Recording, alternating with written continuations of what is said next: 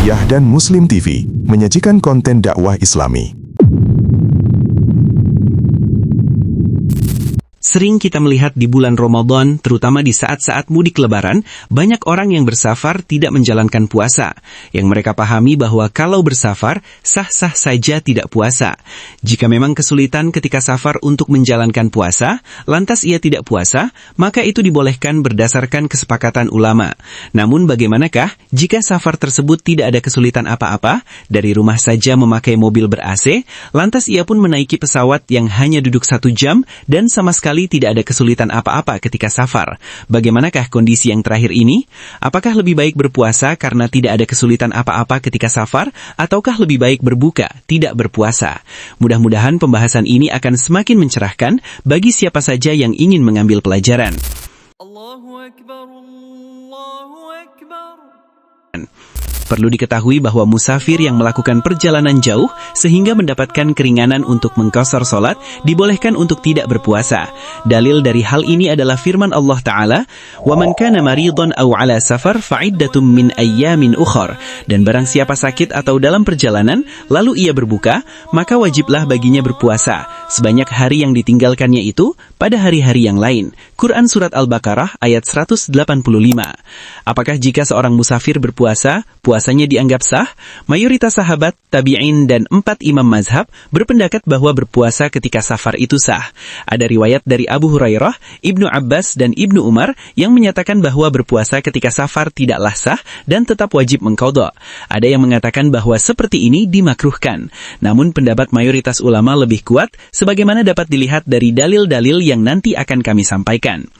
Manakah yang lebih utama bagi orang yang bersafar, berpuasa ataukah tidak? Para ulama dalam hal ini berselisih pendapat. Setelah meneliti lebih jauh dan menggabungkan berbagai macam dalil, dapat kita katakan bahwa musafir ada 3 kondisi. Kondisi pertama adalah jika berat untuk berpuasa atau sulit melakukan hal-hal yang baik ketika itu, maka lebih utama untuk tidak berpuasa. Dalil dari hal ini dapat kita lihat dalam hadis Jabir bin Abdullah. Jabir mengatakan, "Kana Rasulullah sallallahu alaihi wasallam fi safarin fara'a zihaman wa rajulan qad dhullila alaihi faqala ma hadha faqalu shaimun faqala laisa minal birri shaumu fis safar." Rasulullah sallallahu alaihi wasallam ketika bersafar melihat orang yang berdesak-desakan, lalu ada seseorang yang diberi naungan, lalu Nabi sallallahu alaihi wasallam mengatakan, "Siapa ini?" Orang-orang pun mengatakan, "Ini adalah orang yang sedang berpuasa." Kemudian Nabi sallallahu alaihi wasallam bersabda, "Bukanlah suatu yang baik jika seseorang berpuasa ketika dia bersafar." Di sini dikatakan tidak baik berpuasa ketika safar, karena ketika itu adalah kondisi yang menyulitkan. Kondisi kedua adalah jika tidak memberatkan untuk berpuasa dan tidak menyulitkan untuk melakukan berbagai hal kebaikan, maka pada saat ini lebih utama untuk berpuasa. Hal ini sebagaimana dicontohkan oleh Nabi Shallallahu Alaihi Wasallam, di mana beliau masih tetap berpuasa ketika safar. Dari Abu Darda, beliau berkata, "Kharajna ma'an Nabi Shallallahu Alaihi Wasallam fi ba'di asfarihi fi yawmin harrin hatta yad'a ar-rajulu yadahu ala ra'sihi min shiddatil harri. وَمَا فِينَا صَائِمٌ إِلَّا مَا كَانَ مِنَ النَّبِيِّ صَلَى اللَّهُ عَلَيْهِ وَسَلَّمَ وَابْنِ رَوَاحَةَ." Kami pernah keluar bersama Nabi Shallallahu Alaihi Wasallam di beberapa safarnya pada hari yang cukup terik, sehingga ketika itu orang-orang meletakkan tangannya di kepalanya karena cuaca yang begitu panas. Di antara kami tidak ada yang berpuasa, hanya Nabi Shallallahu Alaihi Wasallam saja dan Ibnu Rawahah ketika itu. Apabila tidak terlalu menyulitkan ketika safar, maka puasa itu lebih baik karena lebih cepat terlepasnya kewajiban. Begitu pula hal ini lebih mudah dilakukan karena berpuasa dengan orang banyak itu lebih menyenangkan daripada mengqadha puasa sendiri sedangkan orang-orang tidak berpuasa.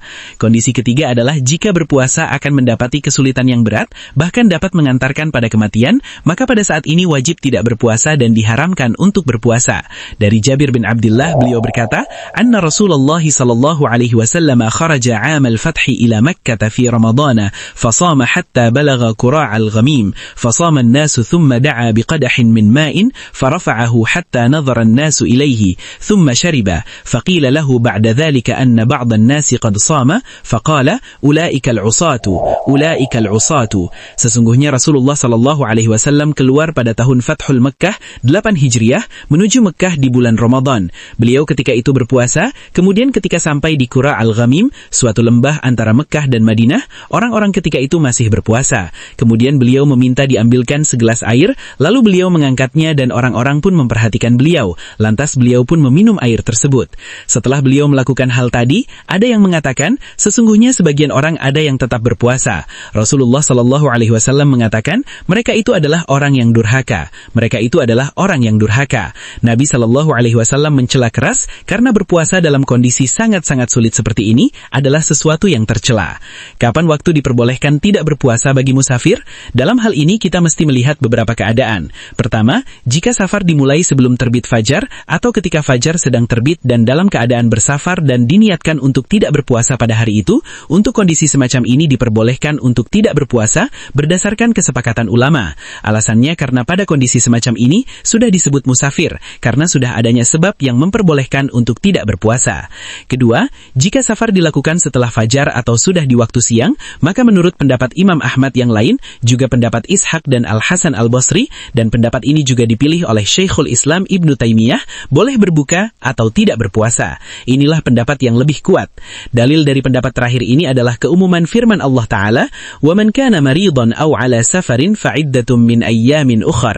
Dan barang siapa sakit atau dalam perjalanan, lalu ia berbuka, maka wajiblah baginya berpuasa, sebanyak hari yang ditinggalkannya itu pada hari-hari yang lain. Quran Surat Al-Baqarah ayat 185.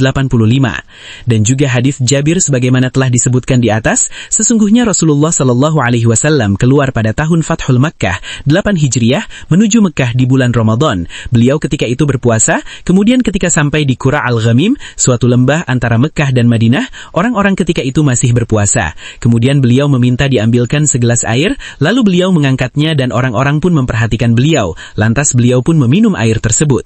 Begitu pula yang menguatkan hal ini adalah dari Muhammad bin Ka'ab. Dia mengatakan, Ataitu Anas bin Malikin fi Ramadana, wa huwa yuridu safaran, wa qad ruhilat lahu rahilatuhu wa labisa thiyab as-safari, fada'a bi ta'amin fa akala, thumma qultu lahu, sunnatun? Qala, sunnatun, thumma rakiba.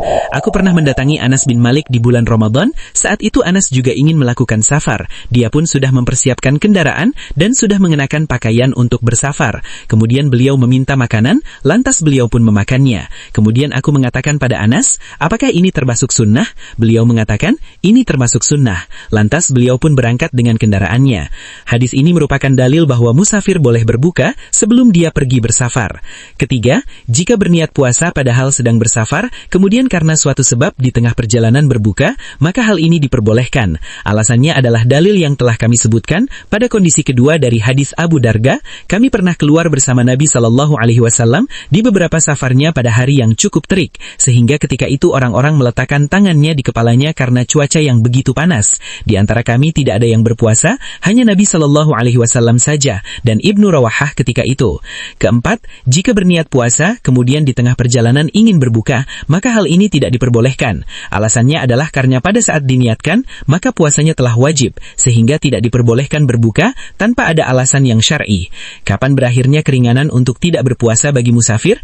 Berakhirnya keringanan untuk tidak berpuasa bagi musafir adalah dalam dua keadaan. Pertama, ketika berniat untuk bermukim, dan kedua, jika telah kembali ke negerinya.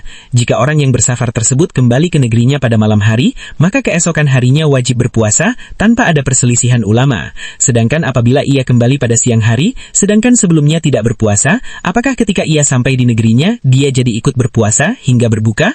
Untuk kasus yang satu ini ada dua pendapat.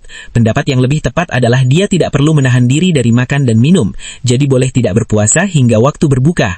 Inilah pendapat Imam Asy-Syafi'i dan Imam Malik. Terdapat perkataan yang sahih dari Ibnu Mas'ud, "Man akala awwalan nahar, falyakul akhirahu." Barang siapa yang makan di awal siang, maka makanlah pula di akhir siang. Jadi jika di pagi harinya tidak berpuasa, maka di siang atau sore harinya pun tidak perlu berpuasa.